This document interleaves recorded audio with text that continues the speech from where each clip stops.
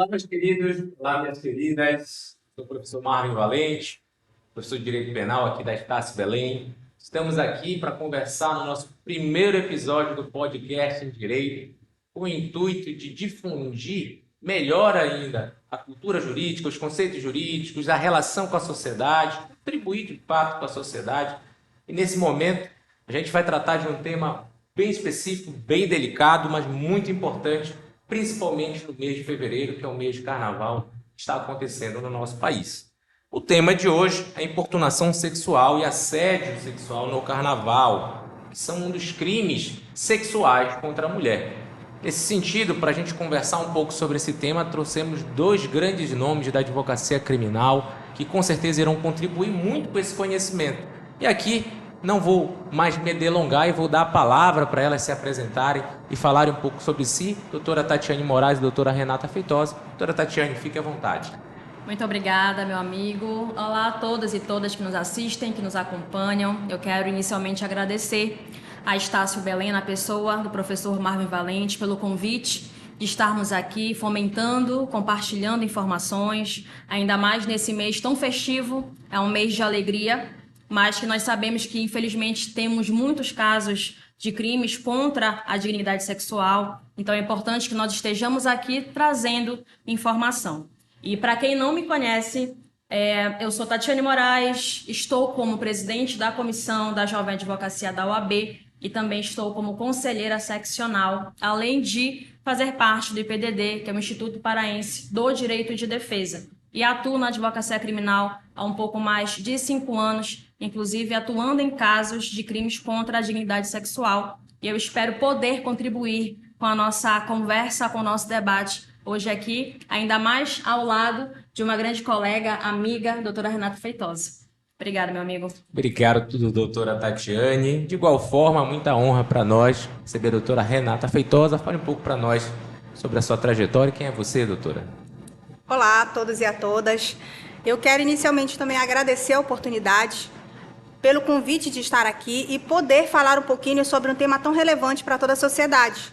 É muito importante as pessoas saberem a diferença de importunação, de assédio, de estupro, porque muitas das vezes eles são colocados como se fosse um só. Então, o tema é de grande relevância, de grande importância, principalmente levando em consideração as alterações significativas que houveram. E, para quem não me conhece, meu nome é Renata Feitosa, eu sou advogada criminalista, estou como vice-presidente da Comissão de Apoio à Advocacia Criminal da OAB Pará, estou também como secretária-geral do Instituto Paraense do Direito de Defesa, IPDD, e sou pós-graduada em execução criminal e tribunal do júri. É uma honra poder estar aqui com a doutora Tatiane Moraes, uma grande amiga, uma advogada criminalista aqui, também uma referência, e também já tenho um certo trabalho em crimes sexuais, atuando tanto como assistente de acusação, ou seja, no auxílio para que a vítima busque a responsabilização, quanto pelo acusado, na defesa do acusado, para tentar visualizar aí a possibilidade de que não haja essa responsabilização. Então, que nosso debate de hoje possa ser rico em conhecimento e que haja entre nós um consenso no sentido de tentar demonstrar para a sociedade a importância do conhecer e saber um pouquinho mais sobre o direito. Obrigado, doutora Renata.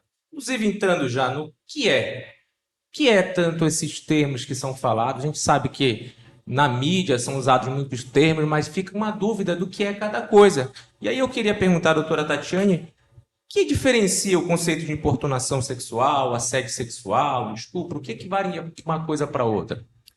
Pois então, Marvin, como tu bem colocaste, nas redes sociais, enfim, jornais, até mesmo com profissionais colocando de forma inadequada. Nós ouvimos muito a palavra assédio. Sofri assédio sexual, aconteceu isso, aquilo, outro, mas existe uma diferença técnica que é importante de nós colocarmos, certo? O assédio sexual, ele acontece quando o agressor, quando a pessoa que comete o assédio, ele está numa condição superior à vítima de forma hierárquica, em relação a uma função, em relação a um cargo. Então, infelizmente, é muito comum, por exemplo, no trabalho, o chefe que de alguma forma constrange ali a sua funcionária para ter algum tipo de vantagem sexual, e ele se aproveita por quê? Porque ele é o chefe, porque ele está acima dela em relação a cargo e acaba cometendo ali aquele delito contra a vítima. E, evidentemente, sem qualquer anuência da parte dela. Já a importunação, existe esse constrangimento também de cunho sexual, que o agente, que o agressor vai cometer para se favorecer ou a terceiro, certo? Mas que não existe essa condição de estar hierarquicamente superior ou não àquela pessoa. Ou seja, é qualquer indivíduo que pode cometer aquele delito contra aquela vítima, né? Já o estupro, que também nós ouvimos bastante, já acontece quando há violência, quando há grave ameaça para que aquela vítima cometa aquele ato libidinoso ou também a conjunção carnal. E de incomum que nós podemos encontrar nessas três tipificações é justamente a falta de anuência da vítima. Ou seja, tanto no assédio, quanto na importunação, quanto no estupro, a vítima ela nunca permite que isso aconteça. Mas a diferença fica justamente nesses detalhes, né? Se a pessoa está hierarquicamente superior ou não, que é o caso do assédio. Então, quando nós ouvimos ou colocamos, enfim, vimos, na verdade, em rede social que fulano sofreu assédio, na verdade, na maioria das vezes, é importunação sexual e não o assédio em si. Né? Então, é importante que nós coloquemos isso, porque a vítima ela precisa também identificar o que ela está sofrendo. Ela sabe que é uma violência, ela sabe que aquilo não deveria acontecer, que é errado, mas muitas das vezes não consegue identificar o que de fato está acontecendo ali. Doutora Renata, ainda entrando nesse aspecto, fiquei aqui pensando, inclusive, na sua atuação. Como o crime é muito novo de importunação sexual, inclusive o próprio crime de assédio sexual também são novos, a gente tinha uma barreira ali jurídica nessa discussão.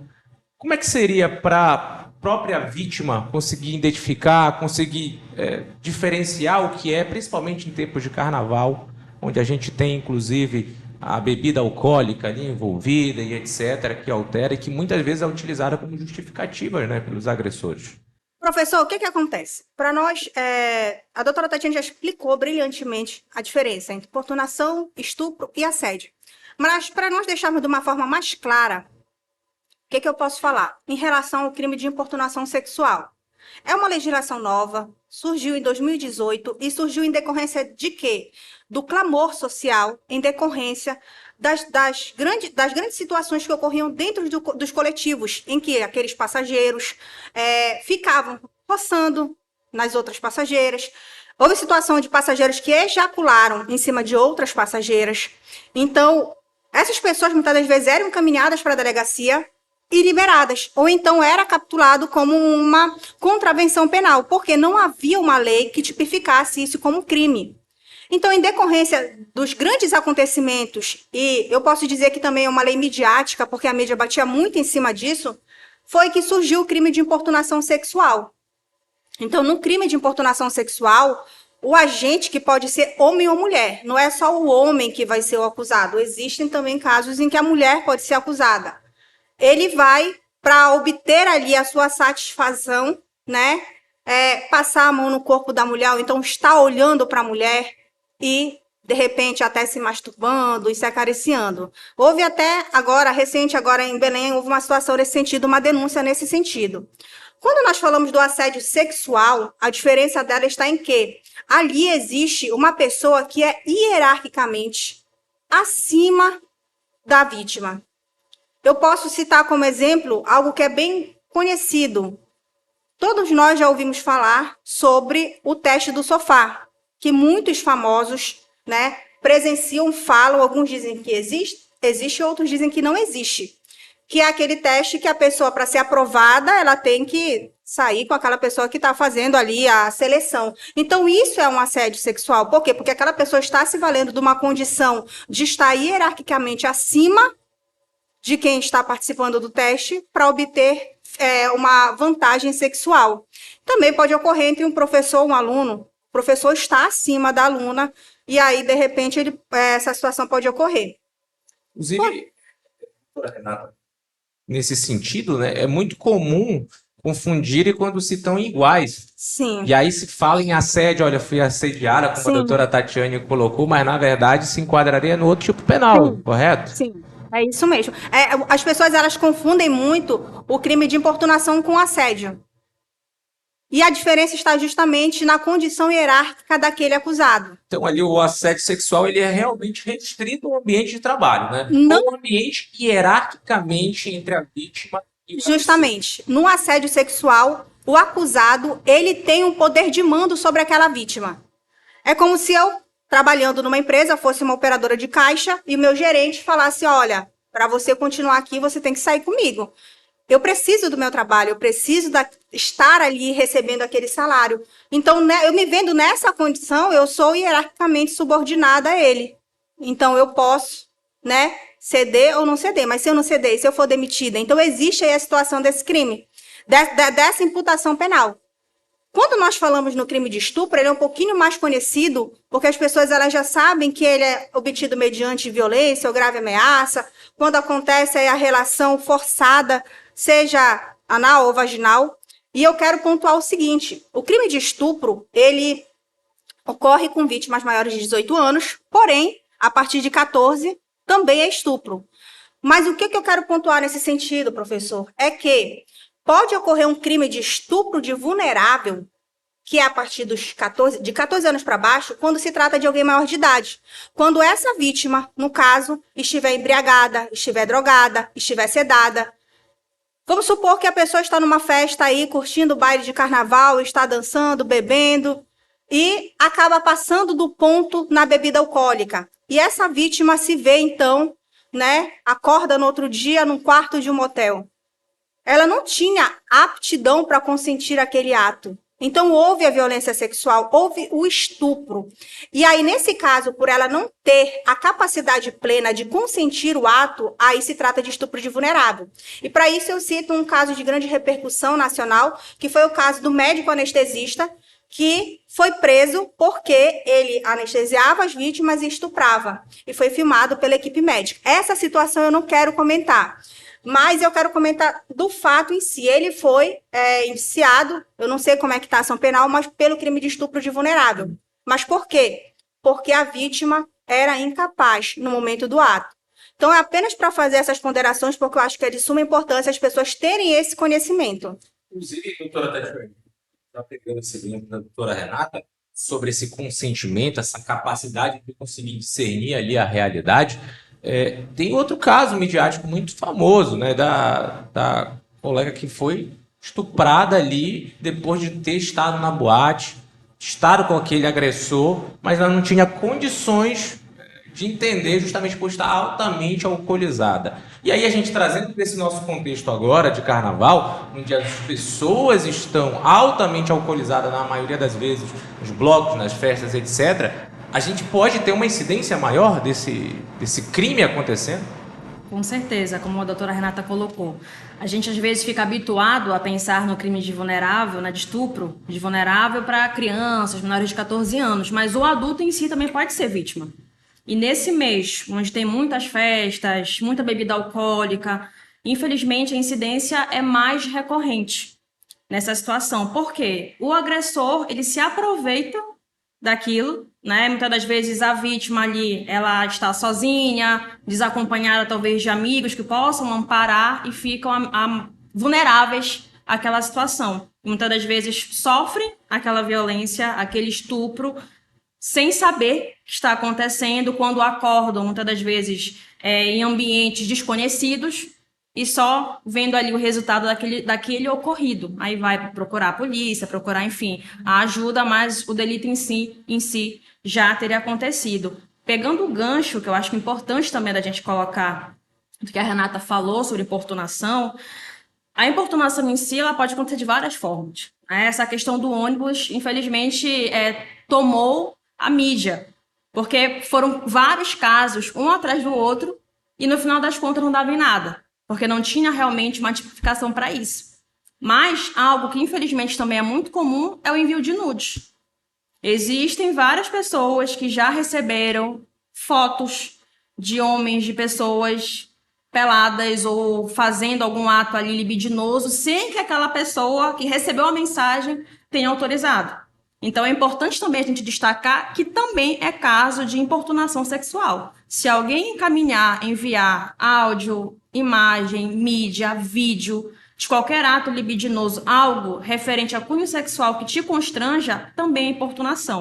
Então não precisa necessariamente do toque, correto? Exatamente. Então, qualquer ato que vai invadir a sexualidade, a liberdade sexual daquela vítima, então a gente já conseguiria enquadrar com importunação sexual. E a gente entra de novo naquela questão, que se trata sempre da anuência ou não da vítima. Que pode acontecer. Exatamente. E aí, até pegando esse gancho do não é não, professor, é importante nós falarmos sobre o protocolo não é não, que é muito importante para essa época de carnaval, em que há vários bailes de carnaval, festas de carnaval, que é a Lei 14.786 de 2023.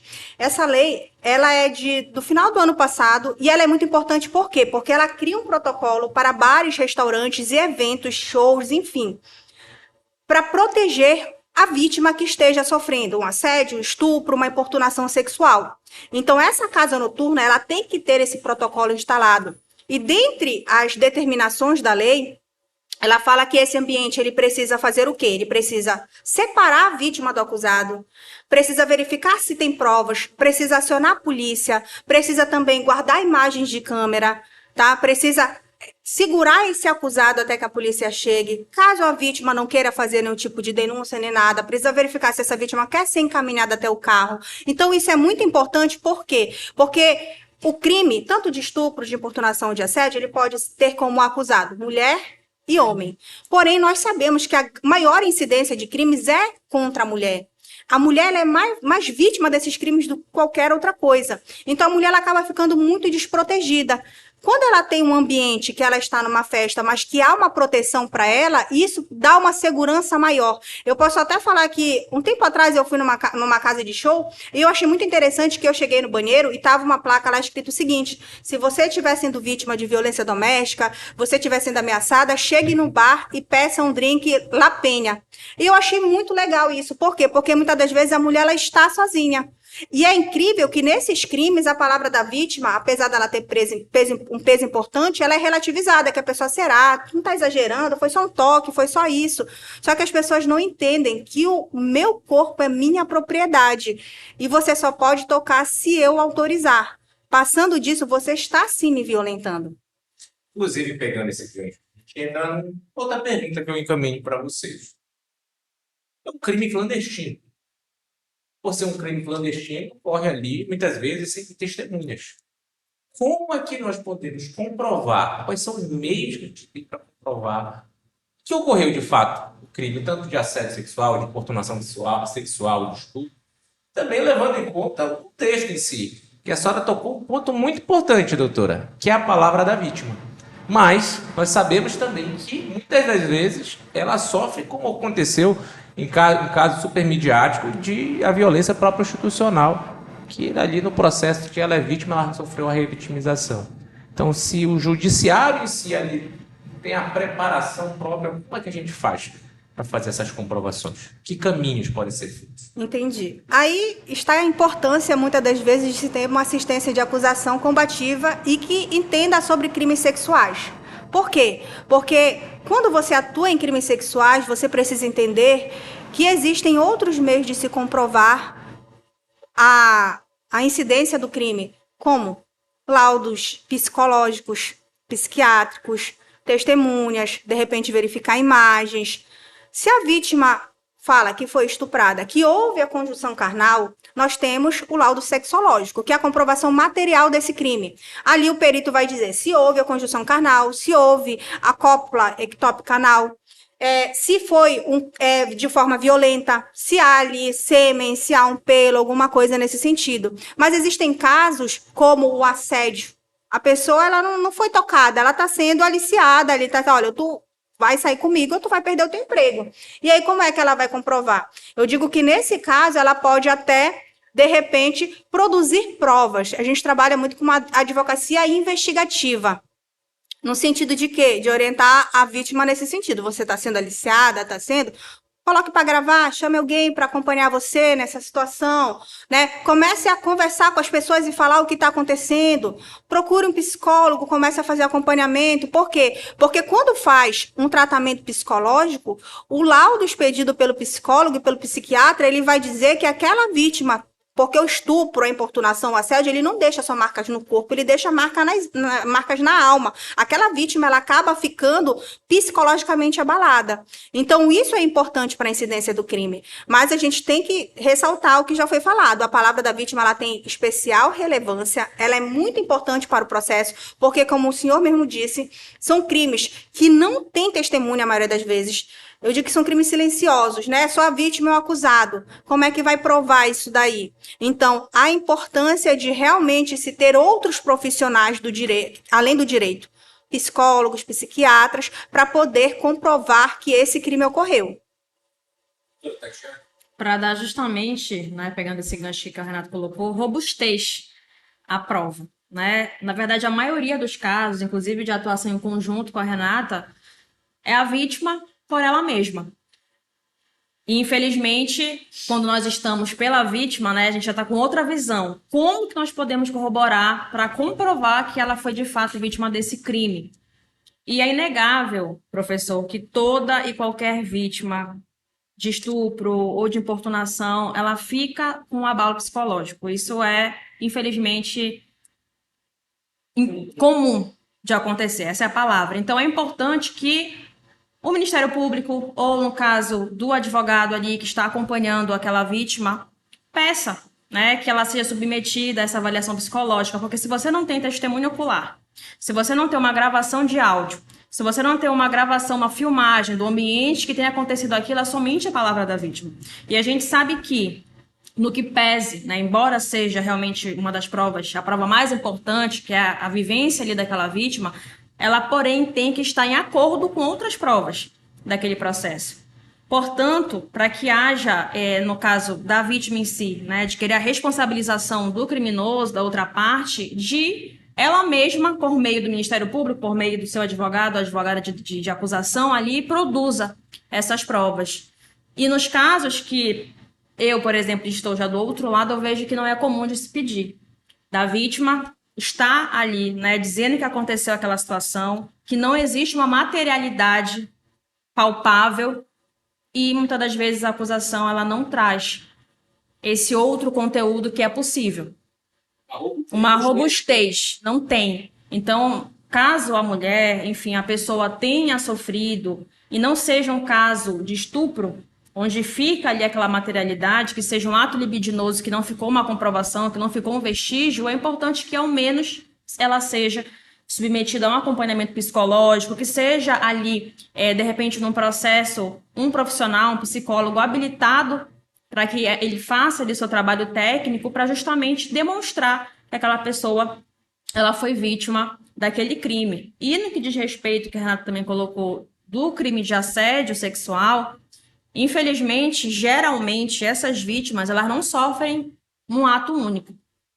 Elas acabam postergando essa denúncia por medo de perder o trabalho, por medo, enfim, geralmente é isso, de perder o trabalho, de perder a sua função. Então, elas acabam deixando aquela situação passar de um tempo para o outro, porque não tem uma motivação, não tem um suporte, uma estrutura, muitas das vezes, um apoio para fazer aquela denúncia. E vai passando uma vez por outra. E nesses casos, onde a vítima ela já sabe que existe aquele agressor quanto mais, colocar para gravar um áudio, né? Se de repente ela tenha recebido mensagens desse chefe, desse professor, dessa pessoa, printar, gravar, guardar essas mídias para posteriormente denunciar esse indivíduo.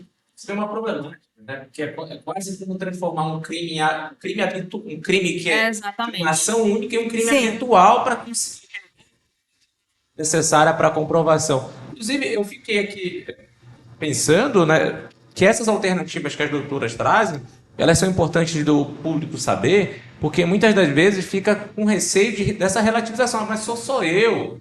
O fulano ali conhece Beltrano, conhece Ciclano, não vai acontecer nada com ele, não.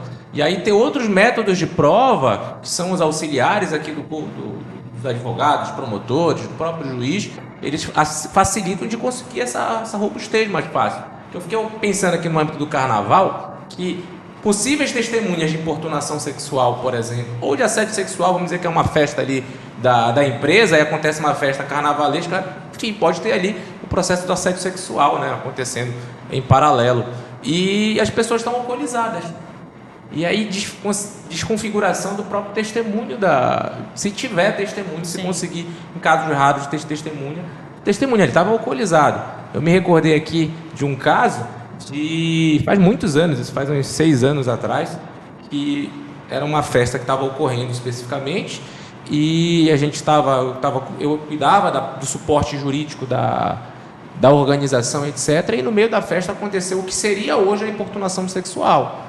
O indivíduo se valeu da condição da vítima estar altamente alcoolizada ali e começou a palpar os seios dela, sem ela não estar nem se dando conta ali do que estava acontecendo.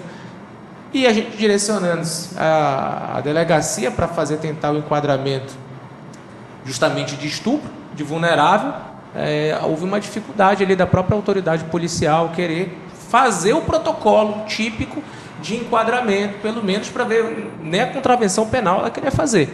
Então, hoje fortalece, né, da gente conseguir meios e mecanismos de combater esse tipo de coisa que, infelizmente, continua muito acontecendo e presente na nossa sociedade. E só pegando o gancho do que tu colocaste, quando falaste de festa de empresa, como nós estamos vendo as instituições, os locais públicos, enfim, estão difundindo muita informação do que não é não, contra o assédio sexual, contra a importunação. Nós estamos já vendo alguns lugares, empresas que já têm um protocolo para isso. Perfeito. Então, é interessante também que as instituições, os ambientes públicos tenham essa preocupação, como a Renata colocou aqui, referente ao protocolo não é não, porque também esses ambientes devem, de alguma forma, prestar esse cuidado com as pessoas, né? E na maioria das vezes são as mulheres. Sim. Então a gente precisa realmente difundir, levar essa informação para que haja esse cuidado com o todo.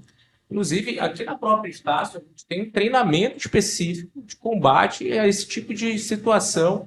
A Estácio ela é muito vanguarda nesse ponto específico de criação de concepções, livrando de questões de racismo, de questões de homofobia, LGBTQI, fobia, no termo geral, inclusive da questão dos assédios que possam vir a acontecer, tendo um protocolo estabelecido de como é que se deve ser, canais específicos. E falando em canais, eu queria perguntar às doutoras sobre isso, doutora Tatiane. Quais os canais possíveis para denunciar esses crimes que a gente discutiu agora, ainda mais nesse âmbito do carnaval que a gente está vivenciando? No geral, 180, né, procurar uma delegacia especializada de combate à violência contra a mulher, como nós chamamos aqui de DEAM.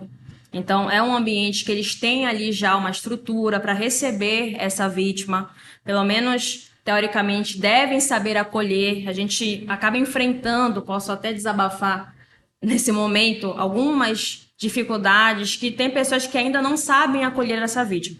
Que nem o próprio exemplo que você utilizou aí dessa festa, né, que a própria autoridade policial teve essa dificuldade de enquadramento, mas de todo modo, a DEAN ela tem esse dever de saber acolher essa mulher, principalmente que são elas as vítimas da maioria das vezes. Então, procurar uma delegacia especializada, ligar para o 180. Geralmente, onde tem bloquinho, nessas festas, tem viatura que fica próximo, então acionar a viatura que ali esteja. E se for em um ambiente institucional, além de tudo isso, eu acho e vejo que é, sim, importante acionar a ouvidoria do ambiente ou qual o protocolo do ambiente tal, caso aconteça um crime como esse. Então, é importante que nós, né, que frequentamos vários lugares, já venhamos tomar conhecimento do que tem de forma institucional. De forma institucional, que é o que a gente já vai ter ali no nosso trabalho, enfim.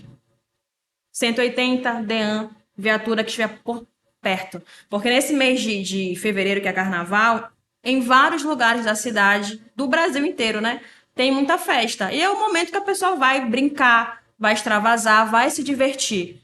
Porém, é importante que haja ali, né, o poder estatal de ter a viatura, de ter polícia. Então, acontecendo uma situação dessa, muitas das vezes não tem como tu ligar na hora, vou ligar para 180. Ver uma viatura que passa próximo, ter o apoio ali dos seus amigos, eu acho que também é importante colocar isso. De nós, quem gosta, quem vai sair para carnaval, ir acompanhado, ir com um grupo de amigos, né? É importante porque muitas das vezes tem situações que acontecem, da vítima estar ali sozinha. Não deveria acontecer, mas infelizmente acontece. Eu acho que é um protocolo pessoal que é importante também, de sair em bando, de sair em grupo, de um amigo proteger o outro, e caso aconteça alguma coisa, a vítima ter esse suporte dos seus amigos ou familiares que estejam perto dela. Eu acho que é importante colocar isso. Doutora Renata, falando de protocolo ainda, até pela uma visão mesmo de atuação prática direta. Se dá, por exemplo, porque a gente sabe que a lei, por exemplo, do protocolo é super nova.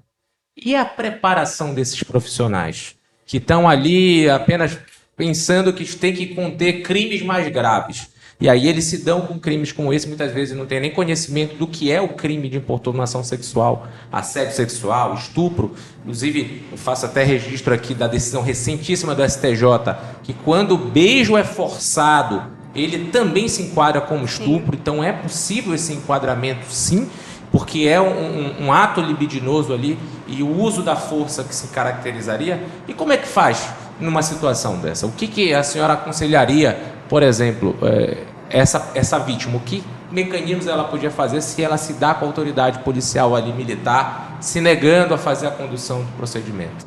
O que acontece, professor? Inicialmente eu quero ressaltar, eu acho que eu não falei, mas todo o ambiente, seja casa de show, espetáculo, que ele cumprir as regras aí do protocolo não é não, ele ganha um selo. E esse selo, ele diz que aquele ambiente é seguro para as mulheres. Então já traz uma imagem... Pois é, já traz uma imagem positiva. Aquela mulher sabe que ela vai ter um suporte necessário. E quando essa casa, esse evento, ele não cumpre essas regras, esse protocolo, ele acaba ganhando um selo negativo. Então, para a imagem da empresa, já gera algo que não é bom. Então, assim, hoje em dia nós temos as redes sociais, nós temos a internet, que todo mundo tem conhecimento amplo à informação. Então, não tem como a pessoa falar, eu não tenho conhecimento. Ela tem que ter, é obrigação dela ter. Mas a gente enfrenta muitas dificuldades. Aqui eu vou fugir um pouquinho do tema que é estupro, importunação, mas eu digo no caso de uma mulher vítima de violência psicológica. Por quê? A violência psicológica, ela não vai deixar marca. Ela não vai deixar uma marca visível, como um soco, como um arranhão, como qualquer coisa. Então, eu já tive dificuldade na delegacia de registrar um boletim de ocorrência por violência psicológica. E aí eu tive que falar para a escrivã, não, essa violência não é assim. Eu falei, não, você vai registrar e eu me responsabilizo em trazer a comprovação material. O boletim de ocorrência, todos têm direito de registrar o boletim de ocorrência. A autoridade policial, o delegado, não pode se negar de registrar um boletim de ocorrência porque entende que não é crime. Primeiro que se ele estiver se negando a registrar, ele está cometendo um crime. Então, você pode representar contra a autoridade policial. Qual é a dica que eu dou?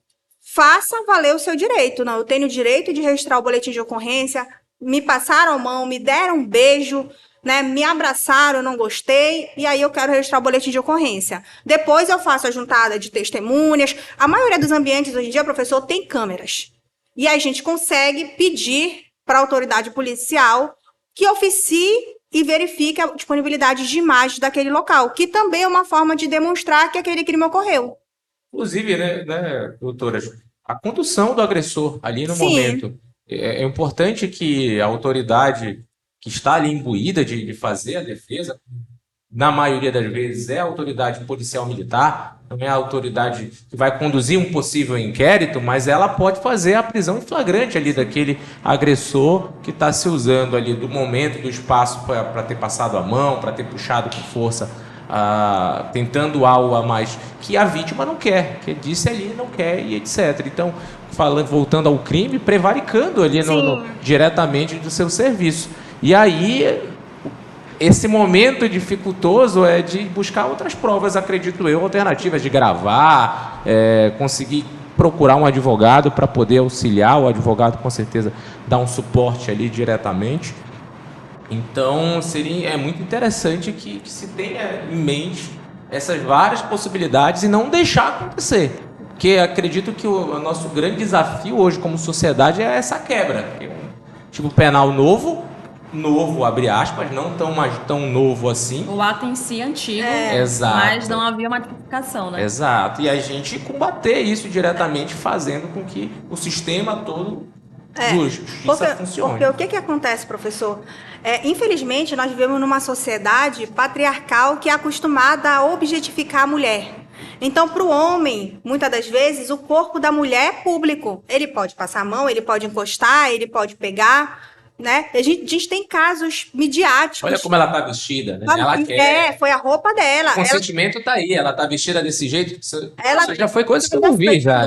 Olha a roupa, olha, ela tá bebendo, tava bêbada. Então, assim, são várias formas de fazer com que a mulher seja responsabilizada por algo que ela não tem responsabilidade. Por quê? Porque sobre as suas necessidades, sobre os seus desejos, sobre suas vontades, quem tem que controlar é você. Se você não consegue controlar as suas vontades porque a mulher está com uma roupa curta, o problema é seu, não é dela. Então, você realmente é um criminoso, precisa se tratar, precisa cuidar para poder, né, viver em sociedade. Inclusive, doutor, desculpa te cortar, mas pegando aqui o gancho da Renata, é uma questão, infelizmente, tão estruturada ainda na sociedade que são crimes que, apesar de, na maioria das vezes, acontecerem em quatro paredes ou em ambientes que, enfim, não tem testemunha, já em vários momentos, mulheres fazendo reportagem ali, ao vivo, e o indivíduo passando do nada, passando a mão na repórter ou dando um beijo na repórter sem perguntar, sem nada, simplesmente passar e acabou-se aqui e pronto. E não foram poucos os casos, né? Principalmente quando fazem a cobertura de futebol e tudo mais. Então, assim, são situações para você ver que está tão enraizado no nosso meio social que é como se fosse normal. A mulher ali trabalhando, não tem a desculpa da roupa nem nada, porque ela está com a roupa de trabalho, que ainda que estivesse ali de biquíni ou pelada não daria direito a ninguém a fazer isso, mas na condição dela ali, trabalhando, com roupa de trabalho, falando de algo sério, do indivíduo passar e se achar no direito de beijá-la, de passar a mão, gravado para o Brasil inteiro, para aquele estado, enfim, né? Então, para a gente ver a gravidade da situação. E lógico que quando você assiste uma reportagem dessa, a mulher naturalmente fica extremamente constrangida. Revitimiza. Exatamente, né? Então, por isso, da importância desses protocolos, da formação desses profissionais, que foi o que tu citaste aqui em relação à Estácio, que tem esse protocolo, essa formação, que é importante em todos os ambientes, né? Principalmente nas delegacias especializadas, nas empresas, de forma geral, que esses profissionais saibam exatamente como cuidar, como tratar, como evitar certas situações. Acho que é importante destacar isso. E é interessante se dizer que você acabou de contar, gravado ali numa reportagem. E a gente teve o grande caso, viram e acompanharam, que foi no BBB do ano passado, onde ali, gravado 24 horas por dia, como ele esquece que ele está sob os holofotes da câmera, 2 agressores fizeram diretamente ali uma importunação sexual a uma das participantes do BBB, 2 pessoas famosas. Ou seja, gravado, filmado na presença de outros, se acharam no direito de importunar, usar da força para conseguir um beijo daquela participante que não queria. E aquilo a gente volta do protocolo do não é não. O não é não, ainda mesmo sendo já divulgado há muito, eu acho que já tem mais de década que a gente tem um projeto mesmo voltado, campanhas públicas dizendo do não é não, uma tentativa de diminuir, fora, e o crime já acontece há décadas e décadas e décadas, mas eles se acham de direito de dizer não é não assim, porque assim, ela estava dançando, estava rebolando ali, como a doutora Renata disse, não, então eu acho que ela quer sim, ela só está fazendo, né? Tá fazendo um docezinho ali, e a gente tem isso gravado, acontecendo para o Brasil inteiro ver. Eles não se preocuparem. Que saíram nos corredores dos carnavais que está acontecendo, a gente não tem ali a presença de câmeras 24/48, esse acontecimento. Então a importância de discutir a importunação sexual ela é muito presente e necessária do, inclusive, poder público agir e agir imediatamente contrário a isso. Mas fechando esse parênteses que eu quis fazer, sobre essa justificativa ainda de roupas, uso de roupas e comportamentos, etc., ele é infundado por várias maneiras. Inclusive, se fosse por conta de roupa, no Oriente Médio não tinha estupro. Sim. Mulheres andam de burca. Ou seja, não é isso, é o critério do machismo mesmo, que está ali enraizado, e do objeto, da mulher ser um objeto de eu poder ter acesso. Eu vi anteontem um vídeo circulando na internet de uma uma cantora, uma MC, que ela nas apresentações dela, ela apresenta-se ou sem roupa ou com pouca roupa. E aí ela saiu no meio da multidão, etc., e começaram a apalpá-la. E ela disse, não, me respeita, etc. Eu fui olhar os comentários, né, dos vídeos, aí os comentários ela disse, não, mas pera lá, ela tá quase sem roupa, ela pediu. Ou seja, ainda há essa concepção, mesmo com todas as divulgações que a gente falou, que eu sei, mas eu não concordo, então eu vou fazer. E aí a importância da dureza da lei, da criação da própria normativa nesse sentido. E a atuação das duas doutoras, com certeza na defesa das vítimas, é muito importante que se tenha e a gente discuta. Mas eu queria até mudar um pouquinho, pegando esse aspecto de defesa propriamente dita, e saber que a gente sabe que toda legislação ela tem lacunas e etc. e tudo mais. Até na visão, nessa visão do protocolo, e os omissos? Aqueles que ali estão assistindo, estão vendo e etc. A gente conseguiria enquadrar uma responsabilização ali para eles? Vocês acreditam nessa possibilidade? Os omissos no que sentido? De tô vendo aqui. E não faz nada. Sim, tá, perfeito. Deixa eu comentar. Eu quero pegar alguns ganchos aí do que foi falado. Primeiro, em relação ao que aconteceu no BBB do ano passado. Isso foi muito importante, por quê? Porque isso demonstra que a nossa sociedade ela precisa aprender a discutir e a conhecer sobre o desejo da mulher de dizer sim e não. E a sociedade precisa aprender que a mulher tem o direito de dizer não, que o corpo da mulher é sua propriedade, que a mulher ela tem direito de decidir quando ela quer, quando ela não quer ser tocada, ser beijada. E isso só demonstra que, como você mesmo falou, se ali filmado eles fazem, imagina escondido. Isso, infelizmente, é muito comum. Porque nós vivemos em uma sociedade que reproduz, muitas mulheres reproduzem também esse pensamento machista de que, olha a roupa dela, olha o jeito dela andar, olha a maquiagem, olha o batom dela. E se fosse por isso, crianças não seriam estupradas. Então, assim, é algo muito complexo e que precisa ser debatido de uma forma mais ampla, para se chegar à conclusão de quê? De que a mulher ela não é um objeto do homem. A mulher ela é propriedade de si própria. Ela é dona de si própria. E pegando outro gancho em relação à situação que eu havia esquecido de falar, a respeito do consentimento, né? Vamos falar de um casal que o marido, às vezes, né, pode querer uma noite, eu quero manter relação sexual, mas a mulher não quer. Não, mas você é minha mulher. Você tem obrigações comigo. Parece aquele homem da novela que falava para a mulher, se apronte que hoje eu vou lhe usar. Né? Ela podia não querer, mas ele tinha que utilizar porque ela era propriedade dele. Então, nós temos que quebrar esse paradigma, porque por mais que a mulher seja casada, ela não é obrigada a manter relação sexual com seu marido. E aí vem uma dificuldade também em relação à própria autoridade policial. Mas ela é casada, mas moram junto, mas é namorado, como se justificasse ou invalidasse a palavra dela, né? Então, assim, aí que tá a dificuldade. Por quê? Porque a mulher, ela é vítima 2, 3, 4, 5 vezes. Porque nós viemos de uma sociedade tão impregnada naquele pensamento de que a mulher deu causa, a mulher é responsável, a mulher, de alguma forma, ela tem que ser culpabilizada. Então, a responsabilização, ela acaba... Coisa ela fez, né, para acontecer aquilo. É teu marido, tu tem obrigação com ele, mas como assim? Então, eu precisava falar sobre isso, porque ocorre também estupro no âmbito aí familiar do casamento. É importante falar também que quando a pessoa está vendo alguma situação de abuso, de importunação, ela tem obrigação de denunciar o caso à autoridade, porque senão ela pode responder por omissão. Nós tivemos um caso, não era de estupro, era estupro de vulnerável, eu atuei em parceria com a doutora Tatiane, Então, houve um caso, para a gente ilustrar como é que funciona, da importância de você estar vendo um crime sendo cometido e você não denunciar, e você pode também ser responsabilizado por omissão, que nós temos um caso que não é de estupro, é estupro de vulnerável, porque era uma menor de idade, em que a criança ela era abusada sexualmente pelo padrasto, e o Ministério Público, a delegada indiciou a mãe, e o Ministério Público também denunciou porque entendeu que ela era omissa.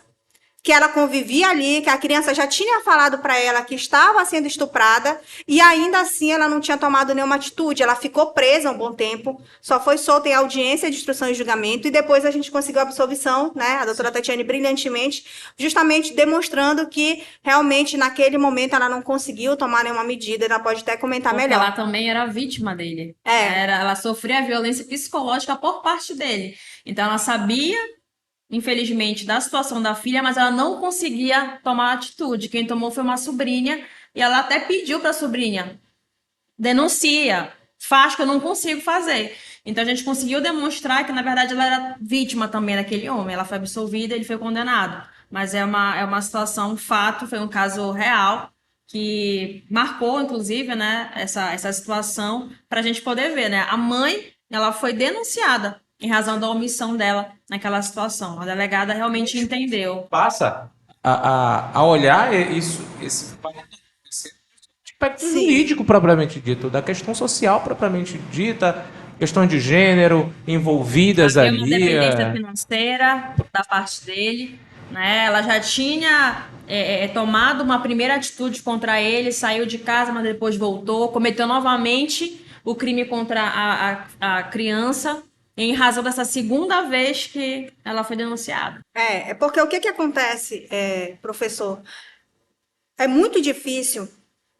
A maioria, eu já estou falando agora do caso de estupro, né? Quando a pessoa ela é estuprada por um desconhecido, ela não tem nenhum vínculo com ele. Então não é que seja fácil de denunciar, porque é doloroso.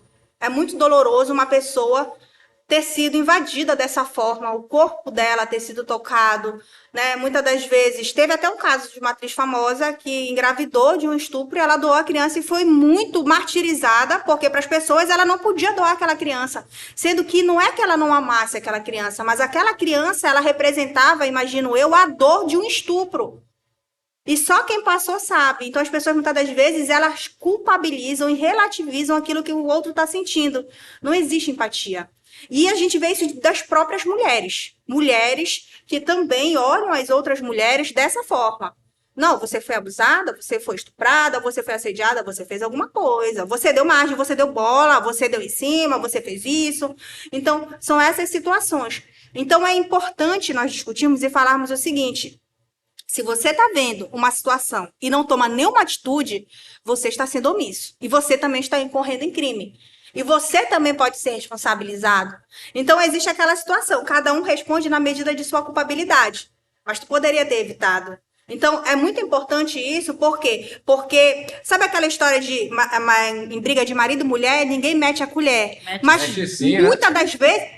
Justamente, nós tivemos uma campanha de que mete sim, porque muitas das vezes a única forma daquela pessoa ter a justiça, né, aplicada, daquele cidadão ser responsabilizado é quando alguém denuncia, porque existe o quê? Existe a violência, a dependência emocional, a dependência financeira, tá? Essa pessoa ela não tem o suporte necessário. E aí que eu entro. Quando o abusador, quando o estuprador, quando o assediador é alguém que a gente tem uma certa dependência, que a vítima tem uma certa dependência, aí é mais difícil.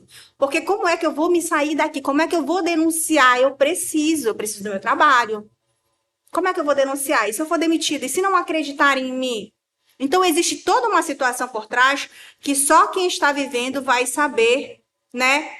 A complexidade que é essa sensação de dependência. Justamente. A gente só vai entender ou vivencia ou quando estuda muito a fundo de ver situações e entender, então é essa que é a tal da dependência que todos falam, que é difícil de se desprender. É muito complexo mesmo. Informação dos profissionais que vão fazer o atendimento dessas pessoas.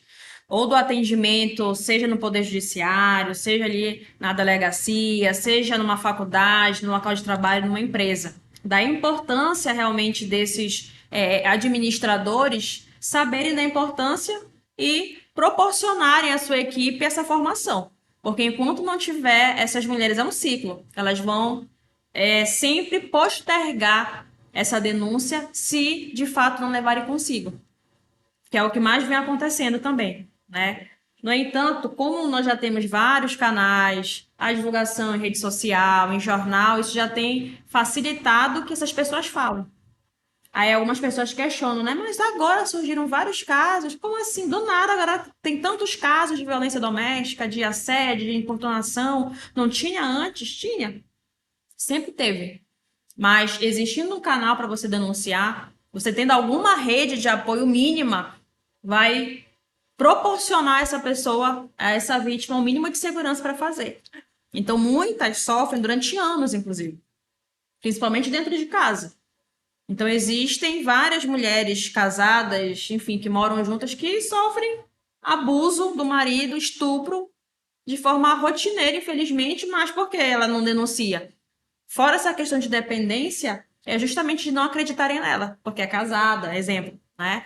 Então, assim, é por isso que, mais uma vez, eu digo o quanto é importante nós termos esse canal, por exemplo, da Estácio, de levar essa informação, de levar, fomentar essa discussão para que essas pessoas se sintam, de alguma forma, abraçadas, possam pensar quem que pode me ajudar. Porque muitas vítimas não vão sozinhas. Elas vão acompanhadas de alguém para denunciar, porque sozinhas elas não conseguem.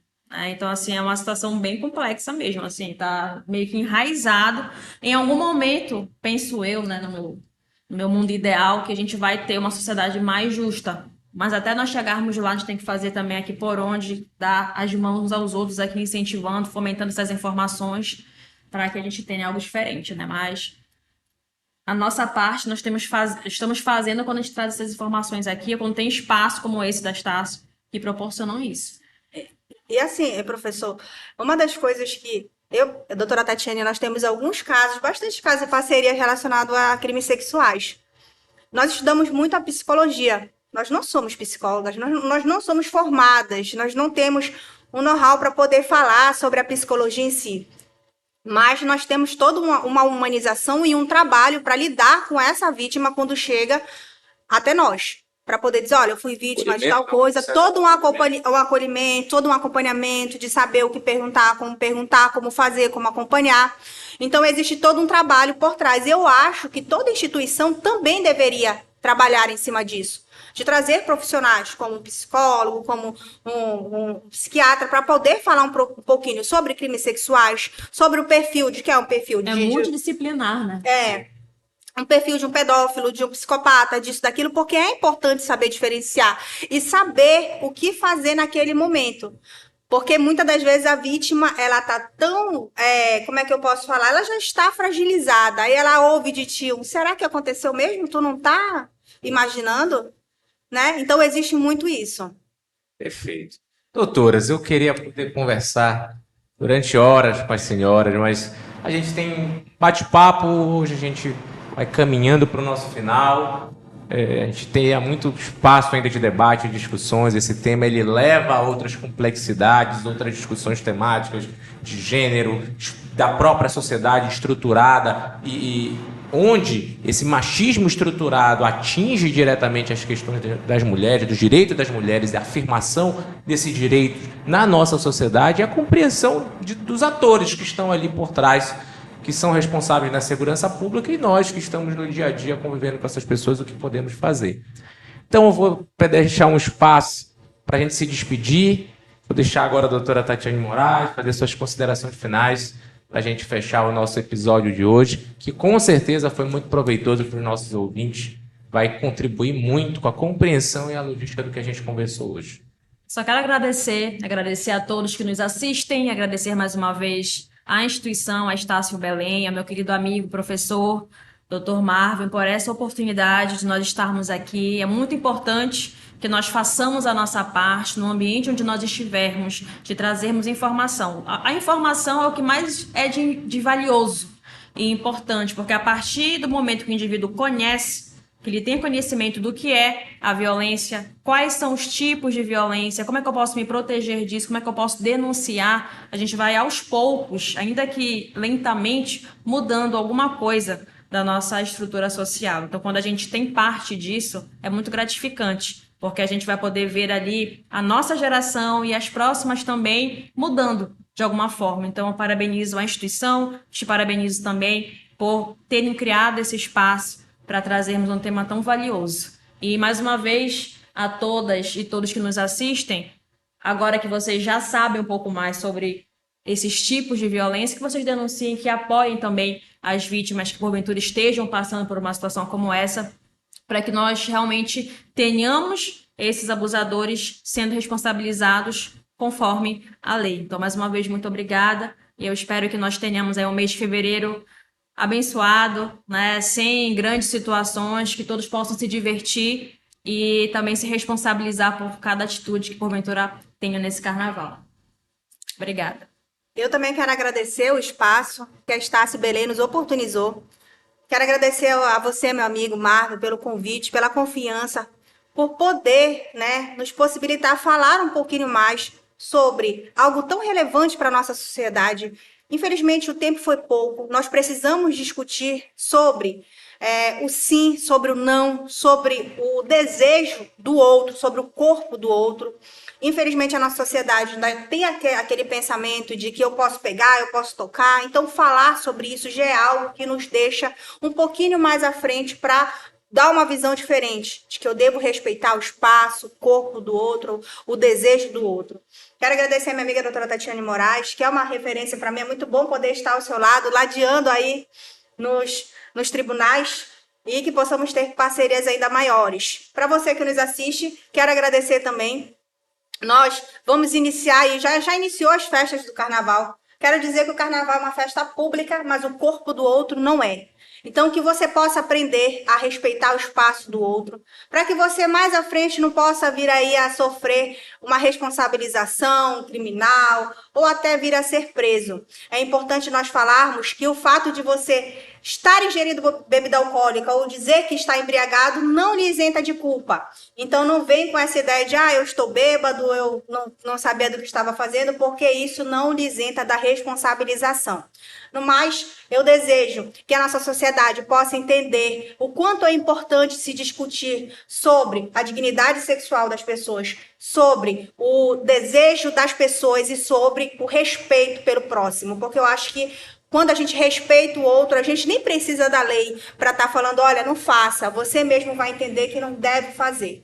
E é isso, eu agradeço demais a oportunidade. Obrigado, doutora Renata, doutora Tatiane, em nome da Estácio Belém. Eu estou muito feliz e muito grato pelas contribuições. Eu tenho certeza que os que estão nos assistindo aprenderam muito hoje. Eu aprendi muito, sempre é um processo de aprendizado de ouvir aqui nesse espaço um tema muito específico, muito importante, principalmente não somente no momento do carnaval, mas todos os meses do ano, que essas medidas sejam realizadas, sejam tomadas e tenham se dado consciência nesse nosso atuar, que é um atuar de cidadão. É exercendo a cidadania com respeito ao direito do outro. E falando especificamente do direito das mulheres, de respeitá-la. Que a mulher possa se divertir da maneira que ela queira, sem se preocupar em sofrer crimes sexuais, que são uma das maiores violações da sua liberdade de corpo, liberdade de pensar, liberdade de agir, influenciam em todas as maneiras.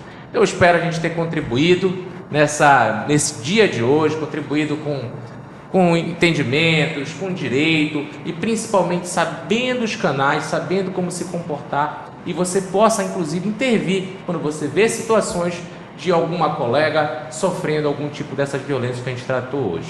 Desejo a vocês um excelente carnaval e todas as festas de carnaval que vão ter ao longo de fevereiro e também ao longo do ano, mas que vocês sempre saibam que não é não. Obrigado.